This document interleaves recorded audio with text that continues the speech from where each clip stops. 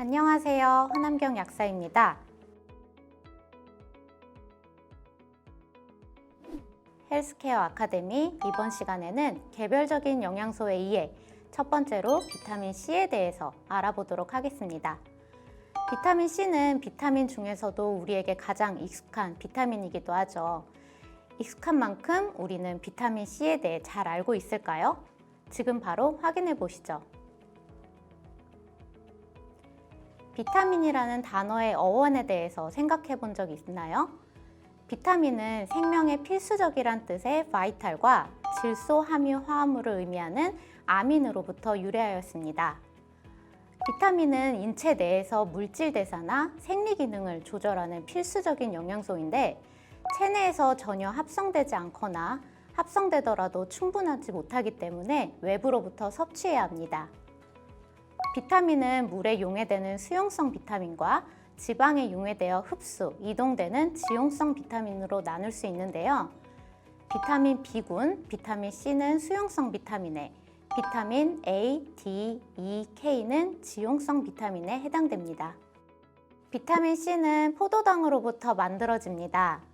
포도당이 글루노락톤으로 전환되고 산화효소가 작용하면 아스코르브산, 즉 비타민 C가 생성되는데요. 사람, 원숭이를 비롯한 영장류와 일부 포유동물은 글루노락톤 산화효소가 체내에 존재하지 않아서 비타민 C를 반드시 외부로부터 제공받아야 합니다.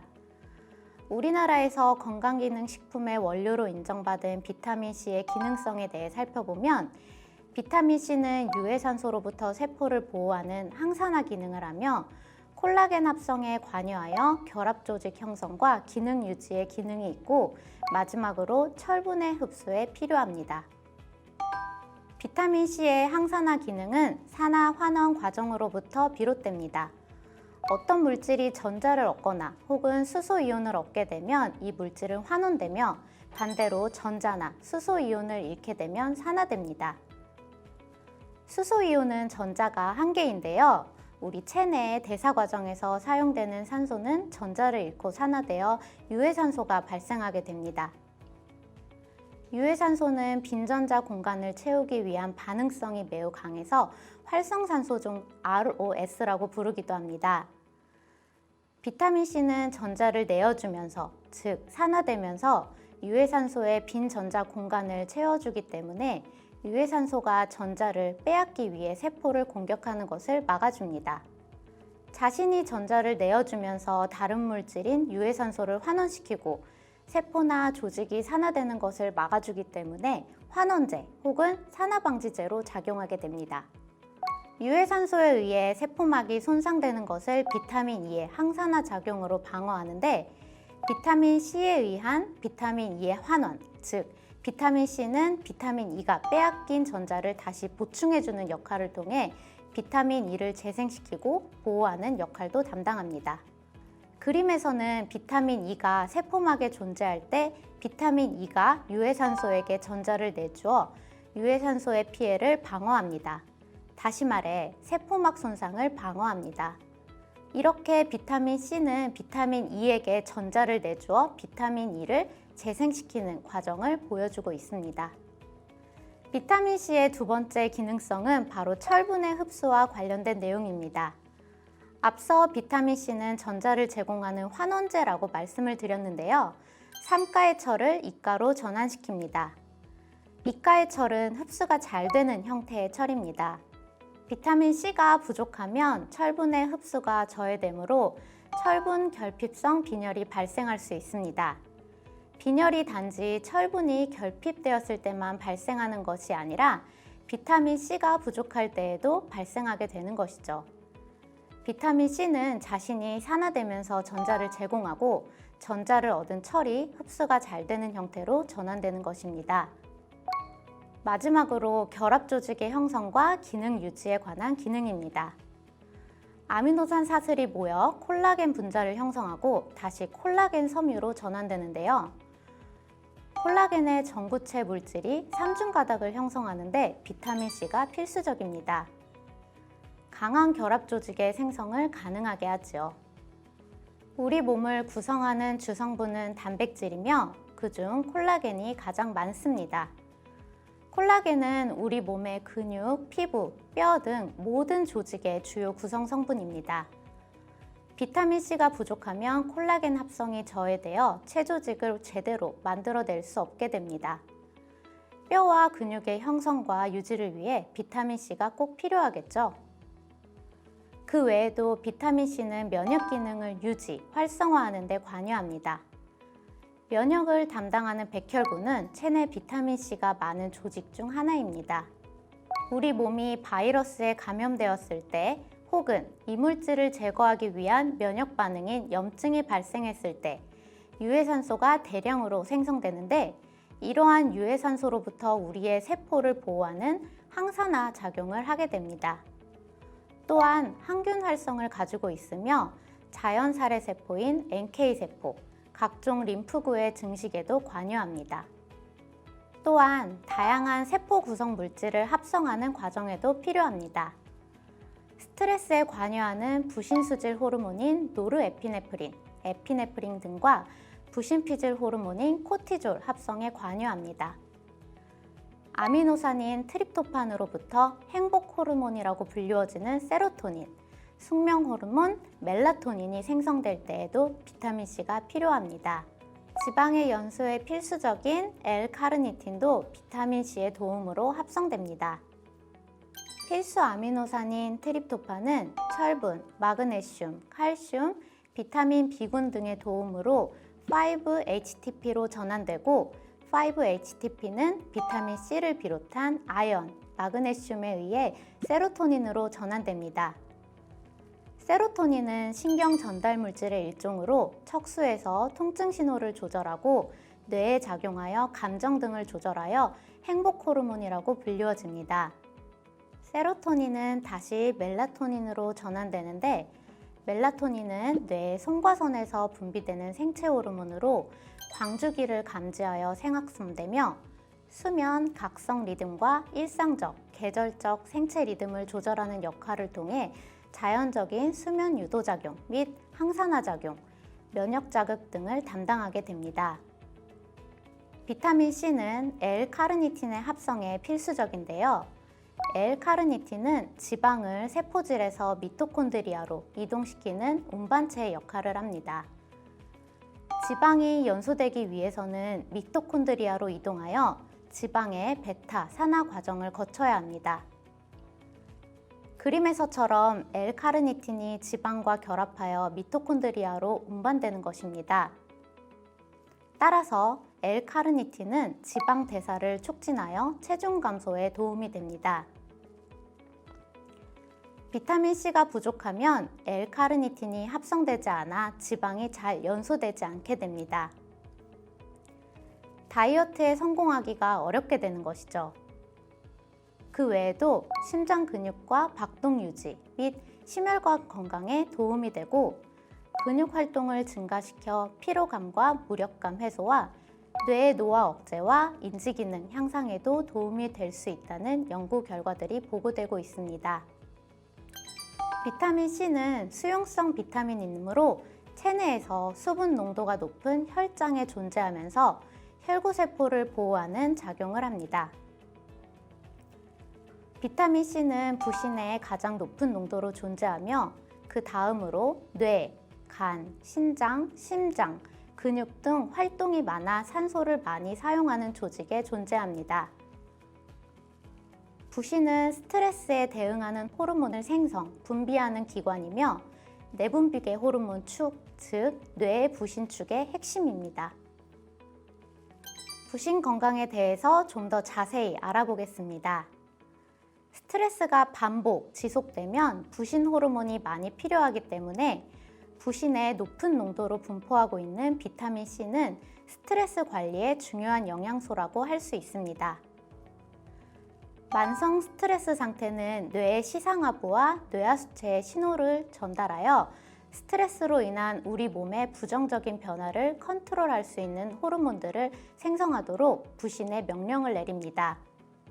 이를 HPA 축이라고 합니다. 만성적인 스트레스는 부신의 기능을 저하시키게 되고 호르몬 고갈 현상이 나타나면 다양한 건강상의 문제가 발생할 수 있습니다. 비타민 C는 스트레스 호르몬의 생성 및 조절에 관여하여 스트레스로 인한 다양한 문제를 예방하는 데 도움이 되고, 특히 비타민 B5와 함께 부신의 건강과 피로 회복에 도움이 되는 영양소입니다. 비타민 C는 심혈관계 건강에도 도움이 되는 영양소로 알려져 있습니다. 관련 연구들에 따르면 비타민 C는 혈압과 콜레스테롤 조절, 혈관 확장 효과 및 혈관 건강에 도움이 될 뿐만 아니라 중성지방의 개선에도 도움이 됩니다. 또한 면역력에 도움이 되고 기분이나 인지 능력의 개선, 유지에도 필요한 중요한 영양소라고 할 수 있습니다. 2020년 이후에는 비타민 C와 코로나와의 관련성을 입증하기 위한 연구가 많이 진행되었고 또 진행되고 있습니다. 폐혈증과 폐 기능의 강화를 위해 비타민 C를 단독 또는 타 처방과 동시 투약해서 효과를 확인하는 연구들도 진행되었고, 이러한 과정에서 코로나 환자들을 치료하는 중 비타민 C를 처방했을 때 실제 효과를 보이는 등 유의미한 결과가 확인되었습니다. 폐기능 개선 관련 연구에서는 유의적인 결과가 나오고 있으나 실제 코로나와 명확한 관련성이 있는지에 대해서는 아직 많은 연구들이 진행되고 있습니다. 비타민 C는 코로나의 임상적 치료 가운데에서 비타민 D, 아연과 함께 두각을 나타낸 영양소로 평가받고 있습니다. 미국 국립보건원의 국립의학도서관에서 운영하는 전 세계 건강, 의학 관련 논문 라이브러리인 펀메드에서는 2020년 이후 비타민 C 관련 논문이 3,000여 건 게재되었으며 그중 상당수가 코로나 관련 연구인 것을 확인할 수 있습니다. 세계 각국에서 진행되고 있는 비타민 C 관련 연구들을 몇 가지 살펴볼까요? 먼저 미국입니다. 중증 코로나19 환자 21명 평균 체내 비타민 C 수치 22 마이크로몰 퍼 리터였는데 대부분 비타민 C 결핍증이었다고 합니다. 생존자 11명 평균 비타민 C 수치는 사망자 10명에 비해 약 2배라는 결과를 발표했습니다. 캐나다에서는 코로나19 환자 800명을 대상으로 비타민 C를 투여했을 때 장기 기능 장애를 완화할 수 있는지에 대한 임상 3상이 진행되고 있습니다. 스페인에서는 급성 호흡곤란 증후군을 보인 코로나19 환자 18명 비타민 C 수치 조사 결과 그중 17명이 측정 불가능할 정도로 매우 낮은 수치를 나타냈다고 밝혔습니다. 중국에서는 중증 코로나19 환자 54명 대상 7일간 고용량 비타민 C를 투여한 결과 사이토카인 폭풍을 일으킬 수 있는 인터루킨 6 농도가 대조군 대비 낮았다는 사실을 확인했습니다. 비타민 C 관련 최신 연구 결과를 하나 살펴보도록 하겠습니다. 2020년 12월 펀메드에 게재된 논문입니다. 비타민 C의 투여가 바이러스를 억제하는 인터페론을 증가시키고 염증 인자인 NF-kappaB의 신호 전달을 방해하여 염증을 억제하고 면역세포를 활성화합니다. 호중구의 세포 외 트랩은 면역세포인 호중구가 일종의 망을 만들어 바이러스 등을 집어삼키는 현상을 말합니다. 항산화 작용으로 인한 산화 스트레스의 감소, 부신 기능 개선, 그리고 폐 상피 장벽을 강화해 급성 호흡곤란 증후군의 증상을 완화하였다는 결과입니다. 사실 이전에도 비타민 C가 호흡기계 감염 억제 효과가 있다는 점은 여러 연구 결과로 발표가 되었습니다. 제2회 비타민 C 국제 심포지엄에서 서울대 의대 이왕재 교수의 발표에 따르면 동물 실험에서 생쥐에 인플루엔자 바이러스를 감염시켰을 때 전 개체가 5일 안에 모두 폐사하였으나 비타민 C를 투여하였을 때 전 개체가 생존했다고 합니다. 또한 미국 버팔로대 존 윌슨 교수는 폐혈증 환자의 혈장과 백혈구의 비타민C 농도가 감소한 결과를 토대로 비타민C가 선천 면역 변화에 의한 급성 염증 질환의 새로운 보조 치료법으로 고려되어야 한다고 주장했습니다. 1970년대 이후 백신의 발달로 감기를 제외한 바이러스 질환에서 비타민C는 널리 사용되지 않게 되었지만 2000년대 이후 사스, 신종플루, 조류독감, 메르스, 코로나19 등 새로운 바이러스에 대처해야 하는 인류에게 비타민C의 항바이러스 효과에 대한 연구가 활발하게 진행되고 있으며 비타민C 고농도 요법 등에 대한 재평가 역시 다양한 연구 활동을 통해 진행되고 있습니다. 비타민C의 항암에 대한 연구도 활발합니다. 비타민C는 항산화 영양소로 작용하지만 암세포 내에 투여되면 오히려 항산화 물질인 글루타치온을 산화시켜서 유해산소를 대량 발생시키고 유해산소의 독성으로 인해 암세포가 사멸하는 기전으로 제한되고 있습니다. 또한 암세포는 주위 조직을 침범하기 위해 콜라겐 분해 요소를 분비하는데 비타민C의 콜라겐 합성 기능이 이러한 암세포의 작용을 방해한다는 가능성도 제기되고 있습니다. 지금까지 말씀드린 바와 같이 비타민C는 다양한 가능성에 대한 연구가 활발히 진행되고 있는 영양소 중 하나입니다. 현재 진행되고 있는 연구들을 정리해 놓은 논문을 살펴보면서 비타민C에 대해 정리해 보겠습니다. 현재까지 어느 정도 그 효과가 입증이 된 결과들을 살펴보면 비타민C는 혈당의 조절을 통해 당뇨의 예방에 대한 가능성이 지속적으로 제기되고 있습니다. 또한 자가포식을 통해 체내의 이상 물질을 제거하는 역할을 하고 면역세포의 활성화, 인터페론 등의 사이토카인 활성화, 식균 작용의 활성화를 통해 면역 기능을 개선합니다. 항염증과 관련된 기능으로는 사이토카인 생성 조절, NF-카파비 경로 억제, 항히스타민 효과, 항염물질 분비 등이 있고요. 염증 발생으로 인해 대량으로 산소 소비가 되면 유해산소를 대량으로 발생시키고 이에 따라 조직의 산소 부족 현상이 일어나는데 이때 조직의 기능이 저하되는 것을 호흡폭풍이라고 하는데요. 비타민C는 이 호흡폭풍, Respiratory Burst의 억제, NRF2 활성화, C 반응성 단백 개선 효과 등이 제한되고 있습니다. 영양소의 기능에 대해 아직까지 밝혀지지 않은 부분이 훨씬 더 많은 만큼 생화학, 영양학 등의 발전을 통해 영양소의 새로운 가능성이 검증될 것이며 그에 따라 영양소의 중요성은 더욱 커져갈 것으로 예상됩니다. 비타민C 역시 새롭게 평가되어야 하는 중요한 영양소라고 말씀드릴 수 있겠습니다.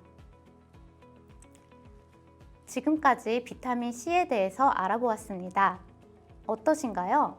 우리에게 익숙했던 비타민C, 생각보다 더 많은 걸 알게 되셨을 것 같습니다. 이것으로 개별적인 영양소의 이해 첫 번째로 비타민C에 대한 강의를 마치겠습니다. 감사합니다.